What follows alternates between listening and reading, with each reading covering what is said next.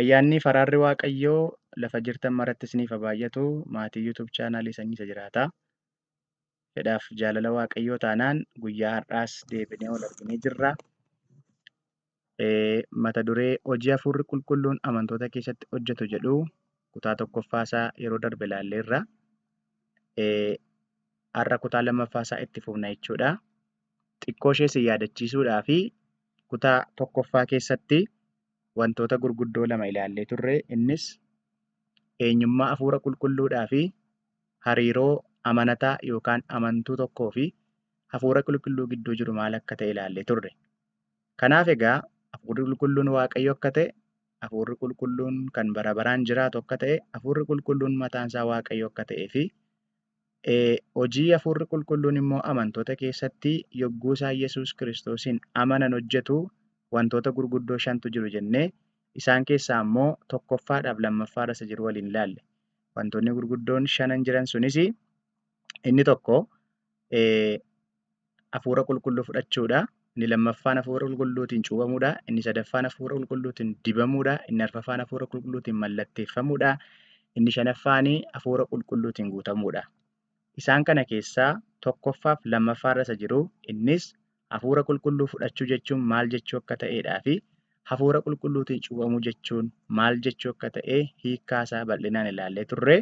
Namoonni isa kana hin dhageenye yookaan hin dhaggeeffanne YouTube chaanaalii koo jala galtanii achi sanarraa argachuu dandeessu. Har'a garuu walii wajjin kutaa lammaffaasaa itti fufna. Egaan kutaa lammaffaasaa kana keessatti wantoota gurguddoo lama ilaalla. Innis sadaffaa irratti jiru hafuura qulqulluudhaan dibamuu fi arfaffaarra isa jiru hafuura qulqulluutiin mallatteeffamuu waan jedhu ilaalla. Kaayyoon hafuura qulqulluu kanaan dibamuu maali? Yookaan amanataan tokko yogguudhuma hafuura qulqulluu Yesuus Kiristoositti amanuu hafuura qulqulluudhaan dibama. Yoom dibamaa?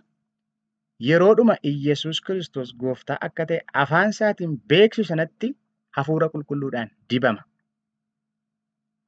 Maaliif dibama yookaan immoo maal akka ta'uuf dibama?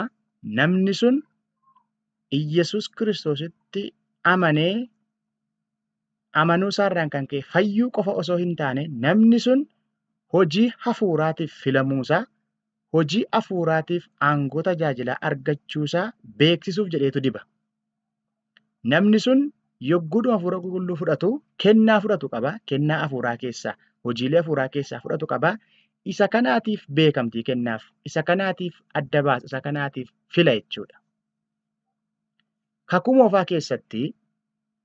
moofaa keessatti Waaqayyo hojii gurguddaa lama innis lubummaadhaa fi mootummaa yookaan mootii ta'uu akka isaan danda'aniif namoota hojii kanaaf barbaade karaa warra isaaf ergamanii karaa warra isaaf afaan godhatee hojjetu namoota dibaa tureera.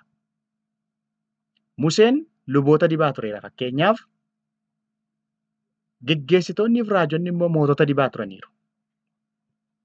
Kanaaf dhadhaa ejersaatiin yookaan immoo zayita dibataatiin mataa isaanii irratti dhangalaasanii namni sun hojii kanaatii fi akka inni filame yookaan akka inni adda ba'e godhaa turaniiru. Kanaaf egaati humna dibata isaanirra jiru kanaatiin hojii kana hojjetaa turaniiru. Kun fakkeenya isa dhufuuf jiru kanaati yookaan immoo fakkeenya Waaqayyo fuula duratti karaa ilma isaa Iyyasuus Kiristoos waan hojjechuudhaaf barbaade karaa ittiin jalqabe yookaan immoo karaa ittiin argisiisaa turedha jechuudha. Egaan amantoonni kakuu haaraa yookaan immoo warri gooftaa Iyyasuus Kiristoosiin fudhatan yookaan immoo itti amanan kuni har'as zayita dibataatiin osoo hin ta'in dhadhaa ejersaatiin osoo hin ta'in hafuura qulqulluutiin dibamu jechuudha. Gaafa dibamanii Waaqayyo hojii hafuuraatiif akka isaan keessa kennaa kaa'ee argisiisuuf jedhee kana godha jechuudha. Kanaaf egaa dibamuu kanaa wajjin wal qabsiifnee kaasuudhaa kan qabnu waa'ee gooftaa keenya Yesuus Kiristoos.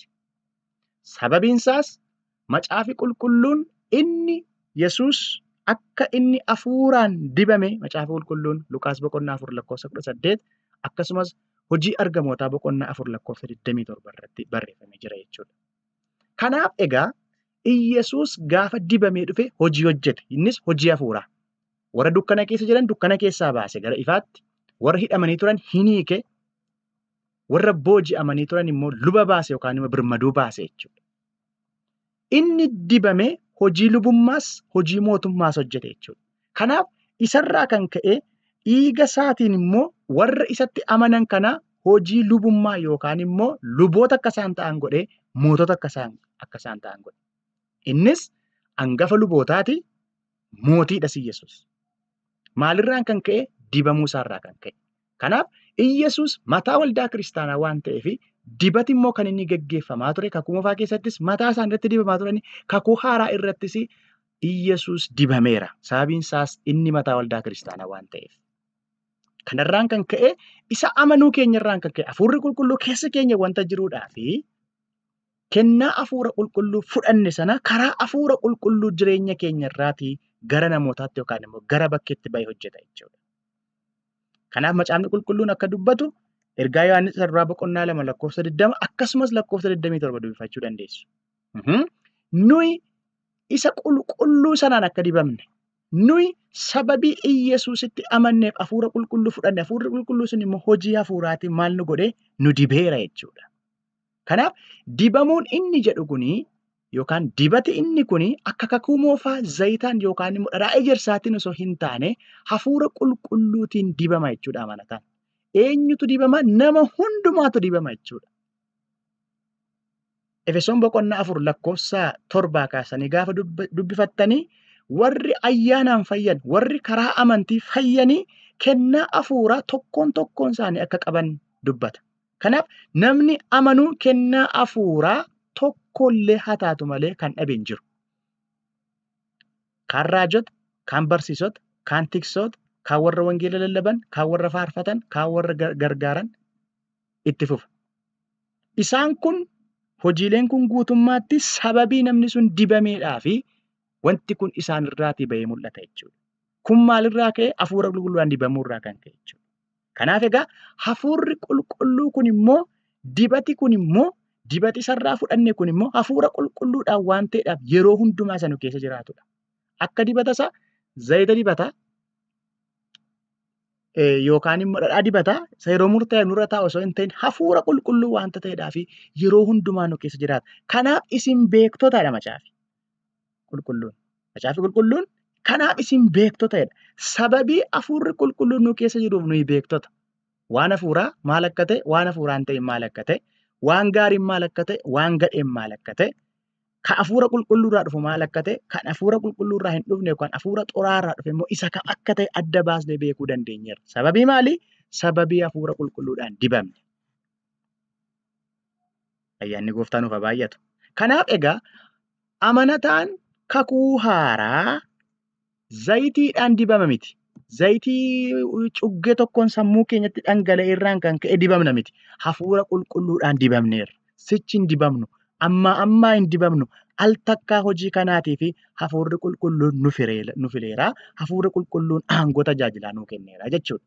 Ayyaanni Waaqayyoo isiniif haa baay'atu. Inni kun kana. Inni lammaffaan irraan dubbachuu barbaadu hafuura qulqulluudhaan mallatteeffamuudha. Dibamuu qofa osoo hin taane amanataan tokko yookaan amanattuun tokko yogguudhuma Iyyesuus Kiristoosiin gooftaa ta'uusaa afaan isaa keessaa yookaan immoo afaan ishee keessaa baastee beeksiftuu hafuurri qulqulluun nama kanatti chaappaa godha yookaan immoo mallattoo godha. Maataba godha jechuudha. Maal godha nama kana? Maatabarra kaa'a yookaan immoo hafuura isaatiin maal godha nama kana Waaqayyo adda baafata jechuudha. Kanaaf dhiiga Kiristoosiin waan bitamneedhaaf gooftaan gaafa deebi'ee dhufu waan ofitti nu fudhatuudhaaf hafuura isaatiin nu mallatteessa. Kan isaa ta'uu keenya mirkaneessa jechuudha.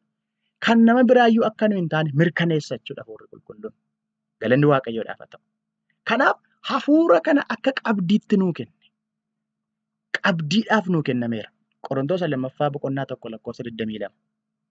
Akkasumas